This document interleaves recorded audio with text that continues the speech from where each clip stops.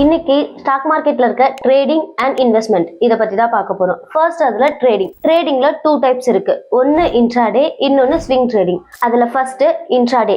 இதுல ஸ்டாக் அன்னைக்கே வாங்கி அன்னைக்கே செல் பண்றது. இப்படி பண்றதுல 90% பீப்புள் லாஸை மட்டும் தான் பாக்குறாங்க. ஸோ பிகினர்ஸ் இதை ட்ரை பண்ண வேண்டாம். Second one swing trading. இதில் ஸ்டாக் வாங்கி அன்னைக்கே செல் பண்ணாமல் 1 or 2 வீக்ஸ் ஆனதுக்கப்புறம் செல் பண்ணுறது. இதில் இன்ட்ராடேவை கம்பேர் பண்ணும்போது ஸ்விங் ட்ரேடிங்கில் ரிஸ்க் வந்து ரொம்பவே கம்மி. ஆனால் இது ரெண்டுத்துக்குமே டெக்னிக்கல் நாலேஜ் அப்படின்றது ரொம்ப முக்கியம். செகண்ட் ஒன் நம்ம பார்க்க போகிறது இன்வெஸ்ட்மெண்ட். இதுக்கு டெக்னிக்கல் நாலேஜ் ரொம்ப முக்கியம் இல்லை.